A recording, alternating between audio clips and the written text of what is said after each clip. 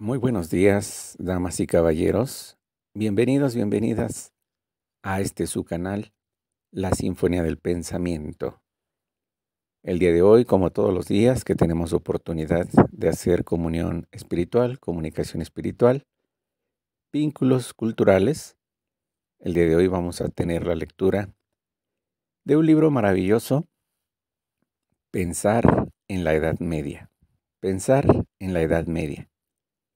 Este libro fue escrito por Alain de Libera, un autor muy prolijo, muy fecundo, que nace en 1948.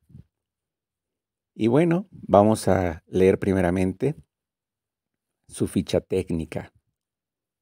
Alain de Libera, filósofo, especialista en los místicos renanos, se interesa particularmente por la historia del pensamiento en la Edad Media, dedicándose prioritariamente al estudio de los grandes problemas filosóficos, como la disputa de los universales, y a dar una nueva visión plural y renovada del panorama intelectual de la Edad Media.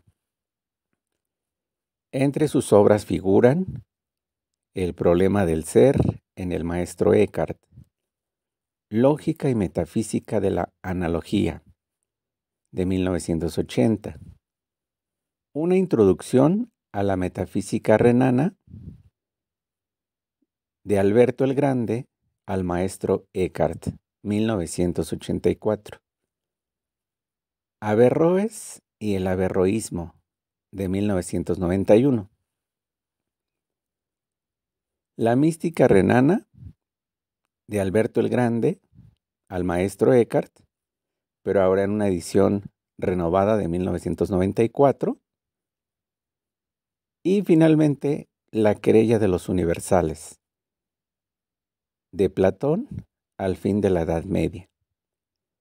La querella de los universales, de Platón al fin de la Edad Media, de 1996. Como pueden escuchar, damas y caballeros, se trata de un autor que ha investigado profundamente el misticismo medieval, también la influencia árabe en el mundo medieval y posteriormente la influencia árabe en el Renacimiento, etc. Y desde luego, damas y caballeros, un asunto, un tema que en sí mismo representa todo un gran capítulo de la historia, al menos de la historia medieval, pero que hasta los tiempos actuales se sigue dando este manejo de los conceptos, este análisis conceptual, incluso algo semejante, aunque en un sentido muy riguroso, está haciendo la filosofía del lenguaje, la filosofía analítica, el neopositivismo, etcétera, que son corrientes actuales, corrientes contemporáneas, pero vamos a darnos cuenta cómo, y este libro de Alain de Libera nos ayudará para ello, cómo esta problemática, este gran asunto de los universales, que tiene que ver con los conceptos, con las categorías, se está replicando a través de los siglos. Entonces es interesante. Y este tema, pues desde luego, no nació con los medievales, sino es un tema que viene desde la antigüedad y que por lo menos Aristóteles, tanto en su metafísica como en sus tratados de lógica, ya se había ocupado de estos asuntos. También, pues no podemos olvidar la presencia de Santo Tomás de Aquino, uno de los grandes pensadores de la Iglesia, del cristianismo, y bueno, también a él habrá que dedicarle uno y varios videos seguramente, uno de introducción y otros de la divulgación propiamente dicha de sus tesis. Pero bueno, damas y caballeros, antes de que abramos el abanico de las posibilidades, vamos a hacer una dedicatoria. Este video lo vamos a dedicar a mi maestro de literatura clásica y de literatura medieval, el doctor Omar Alejandro Higashi Díaz. El doctor Omar Alejandro Higashi Díaz es investigador de tiempo completo de la Universidad Autónoma Metropolitana y una de sus líneas de investigación, porque tiene varias líneas que trabaja, pero una de ellas es justamente la filología áurea y medieval. También la tradición clásica entre los latinos y bueno, todo lo que tiene que ver con la lírica, tanto la antigua, la medieval, la de los siglos de oro y desde luego pues la moderna y contemporánea, que prácticamente en lo contemporáneo se dedica a la difusión de escritores y sobre todo poetas del México actual. Entonces para él esta dedicatoria. Bueno, ya entrando propiamente de lleno en materia, damas y caballeros, el autor Alain de Libera, en este libro que apareció en 1991, Pensar la Edad Media, nos dice algo que es bastante curioso, pero también que ha estado cayendo como un pesado fardo sobre la Edad Media. Se encuentra sobre ella una coraza de prejuicios. También es muy importante la gran cantidad de descalificaciones que hay sobre ella, inmovilismo, superstición, dogmatismo, barbarie. Incluso el mismo concepto Edad Media, media aetas, significa o hace referencia a una época sin identidad, una época sin definición, solamente como una especie de tránsito y pasaje entre lo que es la edad antigua de los clásicos grecolatinos, a la edad del Renacimiento y a la época moderna. Pero ¿realmente esto es así? Entonces tenemos toda una coraza de prejuicios que se ha cernido sobre la Edad Media. Y vamos a ver hasta qué punto realmente la Edad Oscura, ocupando esta metáfora también tan común, realmente fue la Edad Oscura.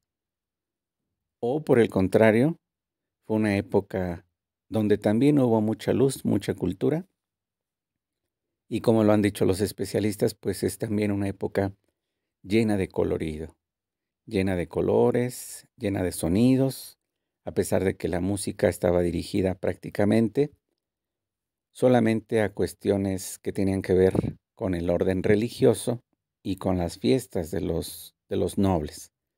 Pero vamos a ver qué más nos dice Alain de Libera. Nos dice el autor: pensamos el medioevo como mera sombra de la luz que nos asiste, luz del Renacimiento, luz de la Ilustración, luz de la razón en cualquier caso.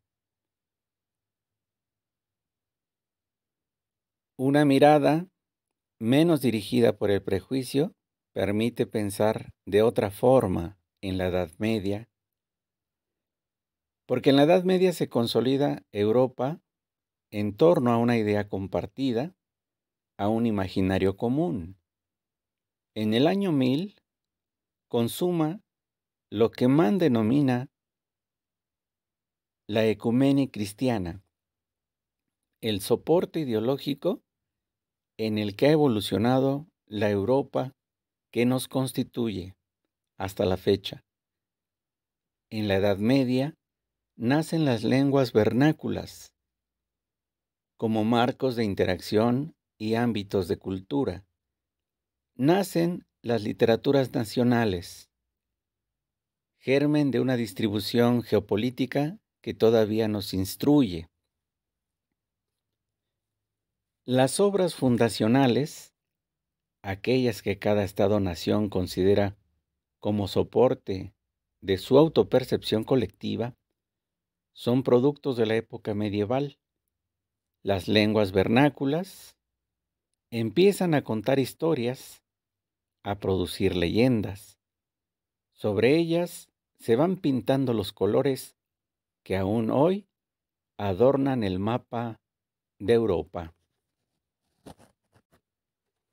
Patsy Lanceros, quien hace una introducción breve a este texto Pensar la Edad Media de Alain de Libera, nos dice sobre esta obra que tengo en mis manos.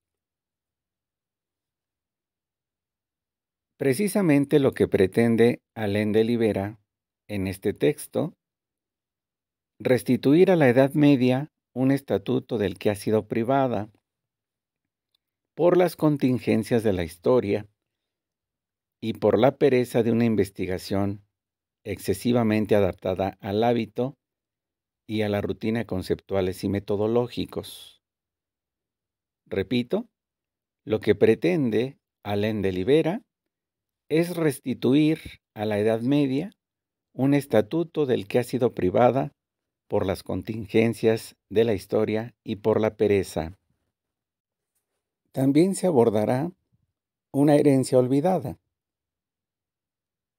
La arabización del pensamiento teológico de los cristianos latinos del siglo XIII es fenómeno esencial. Esta afirmación es contundente, no menos que esta otra. En el principio mismo de la identidad europea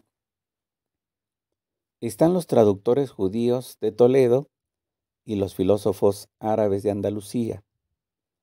Repetimos estas dos ideas que son muy sugerentes y que Alain de Libera va a profundizar. La arabización del pensamiento teológico de los cristianos latinos del siglo XIII es un fenómeno esencial. La otra idea, en el principio mismo de la identidad europea están los traductores judíos de Toledo y los filósofos árabes de Andalucía.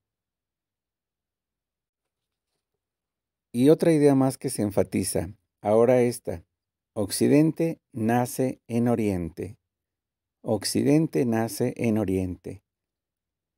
La historia que como filósofos nos convoca no vincula sin mediación a Grecia con el Occidente latino, porque es la traducción árabe y judía de los textos griegos la que hace presentes en nuestros lares a Aristóteles y al platonismo, y es la tradición árabe la que concibe un ideal de vida y conducta que puede llamarse propiamente filosófico, propiamente intelectual.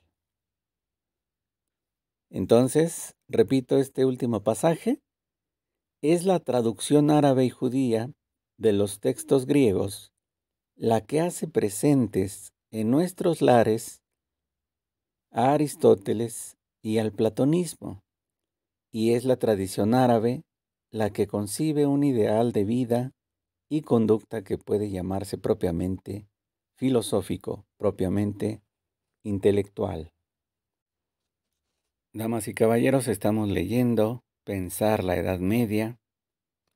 Pensar la Edad Media de 1991 del autor francés Alain de Libera.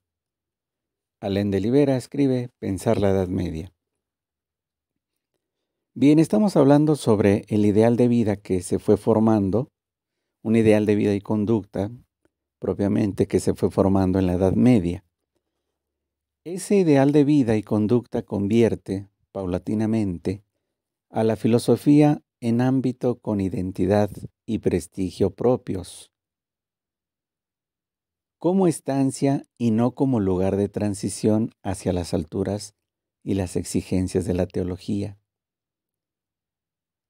Entonces aquí se está forjando una identidad propia, un ideal de vida y de conducta. Obviamente la idea de Dios, la presencia de Dios lo cubre todo, etc. En este tiempo se constituye todo lo que es entonces un sistema de relaciones con uno mismo y con los otros, con el universo y con Dios, con el mundo y sus poderes.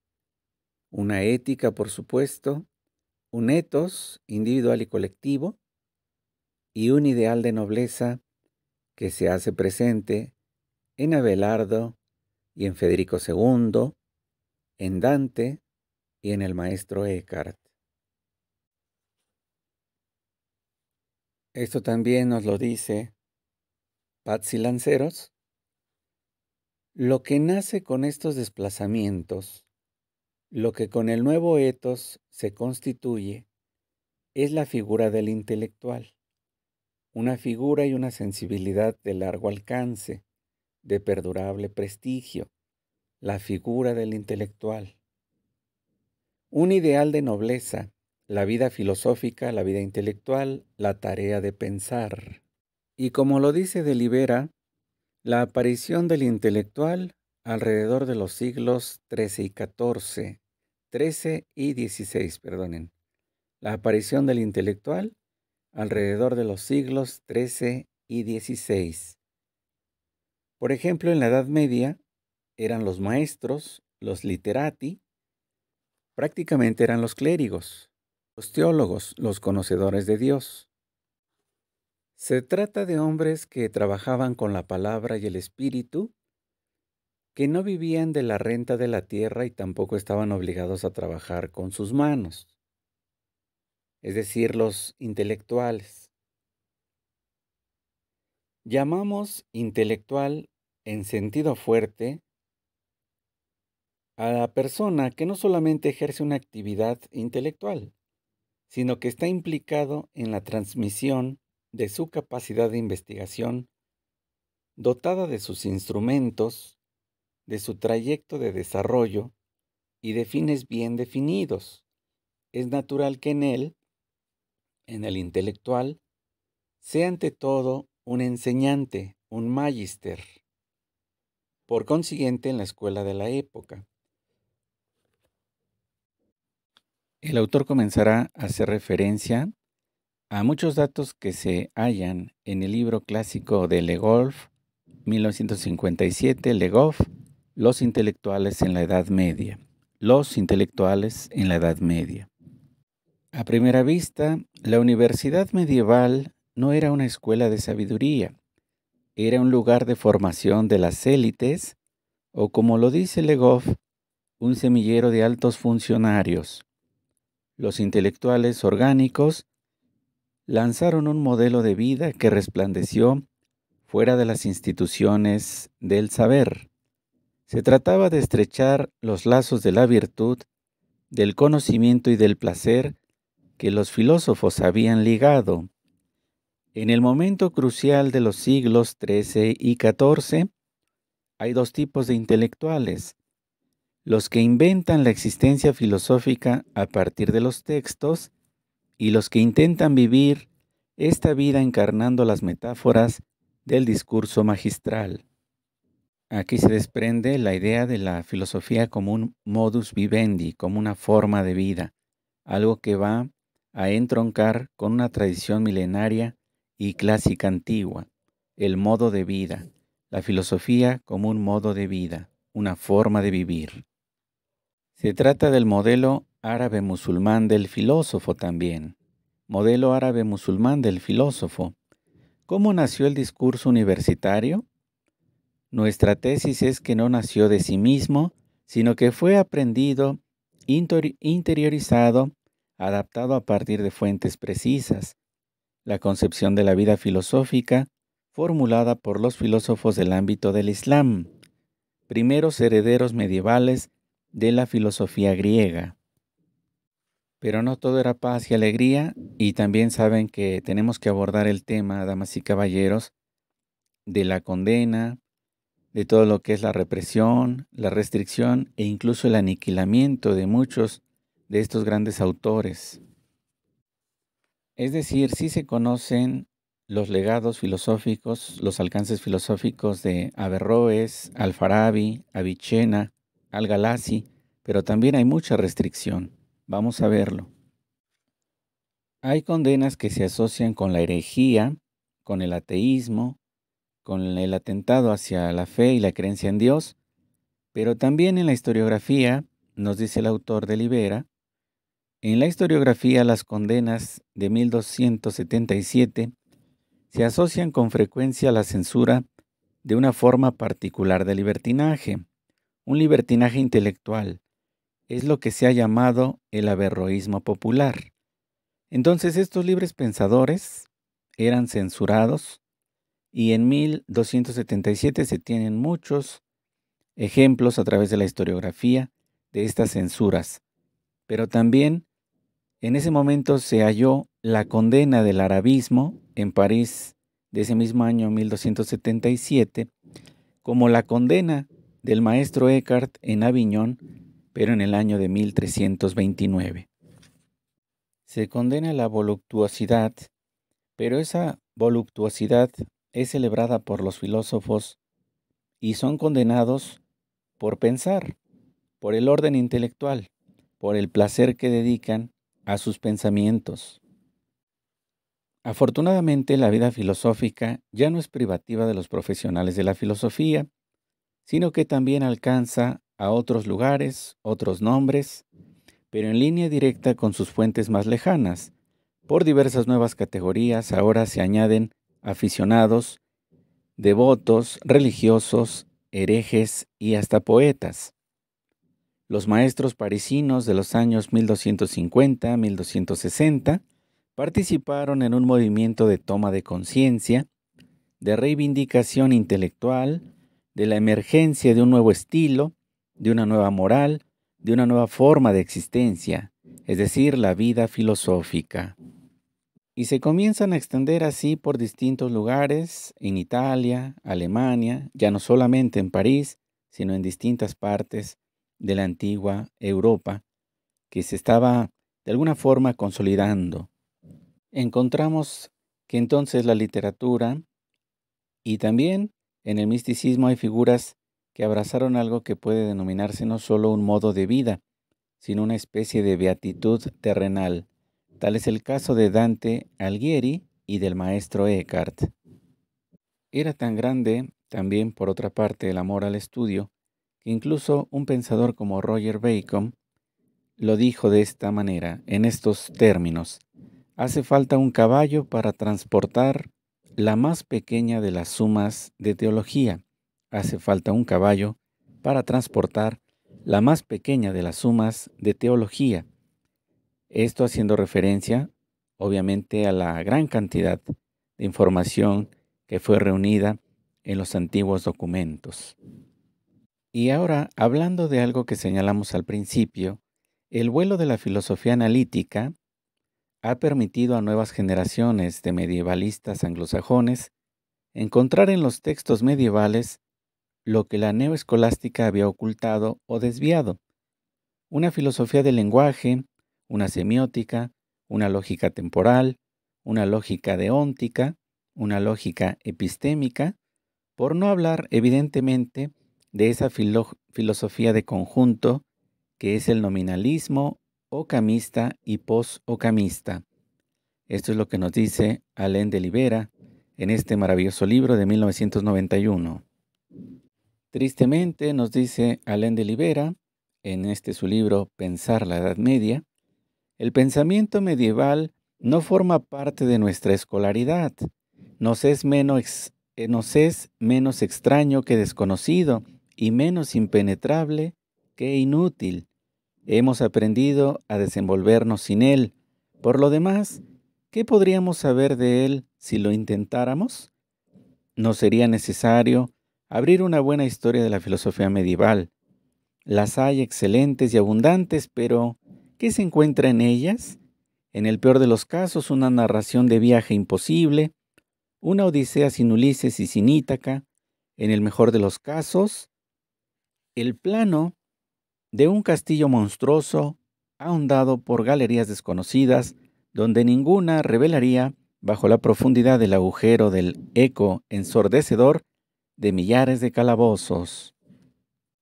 Por otra parte, ¿qué es una buena historia de la filosofía medieval? ¿Cómo se podrían describir seriamente 10 siglos de historia del pensamiento? ¿Qué es lo que nos asegura que estos 10 siglos componen una historia? ¿Cómo nos decidiremos por los principios de nuestra periodización?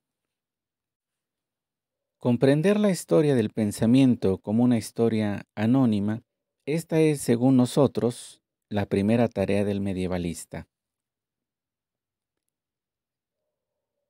También nos dice Alain de Libera, un mundo de enunciados que circulan los unos en los otros, que se parasitan los unos a los otros hasta producir un efecto nuevo en el juego, transparente para los medievales, opaco para nosotros, de las deformaciones y refundiciones. Y bueno, antes de terminar, damas y caballeros, con esta lectura, Pensar en la Edad Media de Alain de Libera, libro escrito en 1991, veamos cómo hace referencia a la filosofía del lenguaje y cómo en la Edad Media ya se encuentra en germen, ya se encuentra, como dicen los italianos, in nuce, o sea, en forma de una semilla, de forma naciente, lo que más adelante se convertirá en los pilares, se convertirá en los pilares de la filosofía analítica. Veamos el ámbito de la filosofía del lenguaje y la problemática que desde Russell juega un papel fundamental, el de la denotación o de la referencia. La distinción entre significación y referencia de un término nació en la Edad Media bajo la forma de una oposición entre la significatio y la suppositio. Estas dos nociones han literalmente sostenido 4 siglos de teoría lógica, abriendo perspectivas que, contrariamente al impetuoso diagnóstico que se suele tener, ni siquiera habían entrevisto los filósofos de la antigüedad tardía. La teoría de la correferencia prenominal, la teoría de la referencia temporal y la teoría de la referencia a los particulares no existentes y la problemática de la predicación sobre las clases vacías, la teoría del lenguaje mental, la teoría semiótica de los universales y muchas otras que, más allá de la reflexión sobre el lenguaje, apuntan a la esencia misma de la lógica. Entonces, como pueden escuchar, damas y caballeros, esa distinción entre significación y referencia, o entre lo que sería para los antiguos medievales la significatio y la suppositio, ya estaba presente ahí, entre muchas otras vertientes que se comenzaban a asomar y que hoy en día pues han abierto un enorme torrente de investigación, sobre todo en las filosofías analíticas, las filosofías anglosajonas. Pero vamos a ver qué más nos dice el autor Alain de Libera antes de ir cerrando el abanico de posibilidades hoy en este día. Los que han reactivado el interés por la doctrina de la referencia, la reactivación ha venido de la parte de la tradición anglosajona, es decir, por Moody y por Benner. También hablando de la semántica medieval, tenemos lo siguiente. La filosofía analítica ha dado a la Edad Media la segunda y tercera forma de actualidad que hemos descrito, retomando con nuevos impulsos los problemas olvidados, explorando por ella misma posibilidades de pensamiento que ni la lógica clásica ni la del siglo XIX no habían sabido mantener o incluso adivinar. Entonces, fíjense, damas y caballeros, cómo ideas que estaban quizá presentes de alguna forma en Platón y en Aristóteles, que son los grandes clásicos, pero sobre todo en Aristóteles, considerado el padre de la lógica, bueno, pues resulta que hubo problemas que no alcanzaron a entrever, que tampoco pudieron lograr percibir de manera directa en el siglo XIX, y va a ser justamente en la filosofía analítica, con Frege, por ejemplo, en Alemania, con Russell en Inglaterra, y con toda esta tradición de pensadores que se van a ir sumando, en donde vamos a encontrar que se empieza a tomar conciencia de la aportación enorme que han hecho los medievales. Esta capacidad especulativa esta enorme capacidad de erudición, este deseo de investigar, de comprender, los llevó también a ser librepensadores, pero algunos de ellos, llegando hasta sus últimas consecuencias, desembocaron tanto en el misticismo como otros, por ejemplo, desembocaron en una literatura magistral como al estilo de Dante, pero también algunos de ellos desembocaron en grandes cuestiones de lo que sería una lógica medieval, una semántica medieval, una filosofía del lenguaje medieval. Entonces, ahí hay un campo muy fértil que todavía apenas está abriendo ese vínculo y ya por lo menos estamos encontrando grandes sorpresas. ¿Qué les parece, damas y caballeros? Estamos leyendo nosotros Pensar la Edad Media, un libro aparecido en 1991, originalmente, de este autor francés, Alain de Libera.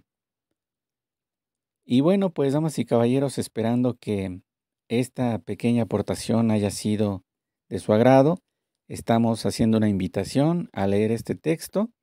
Vamos a poner la referencia, la descripción, para que puedan ustedes también tener acceso, pues si quieren, a este texto, a estas investigaciones, porque además cuenta con un aparato bibliográfico considerable.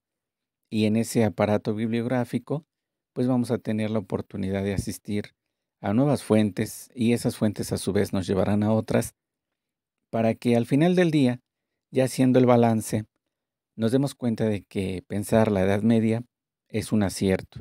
Todo lo que es cultura es un acierto. La educación no es un gasto, es una inversión. Y aunque se invierte mucho tiempo, la satisfacción es muy grande y los resultados también pueden ser maravillosos.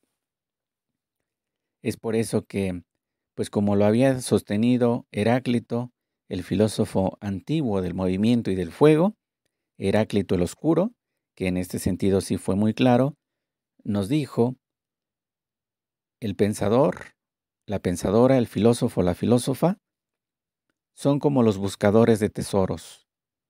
Buscan mucho y encuentran poco, pero lo poco que encuentran les basta y les sobra para vivir como reyes.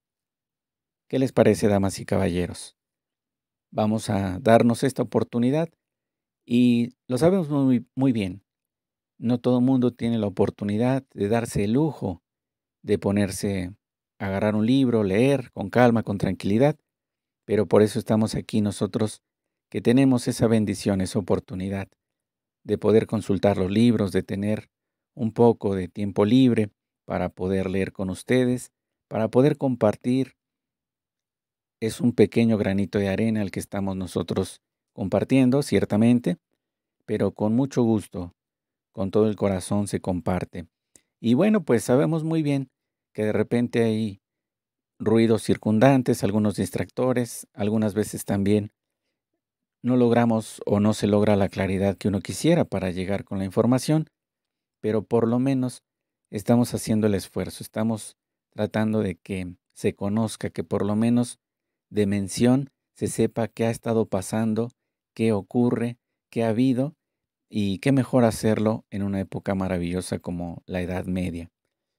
Es cierto que había pues muchas situaciones como por ejemplo las pandemias, como también por ejemplo la censura de la que ya hemos hablado, pero también hay una fascinación y la Edad Media es lo que la ha convertido en inmortal porque los mismos castillos que se cuentan entre nosotros, que se pueden ver, son, por ejemplo, un claro caso de lo que es el gran esplendor, ya no digamos las catedrales, el arte románico, el arte gótico, es decir, hay una efervescencia de cultura, hay un universo esperándonos en la Edad Media.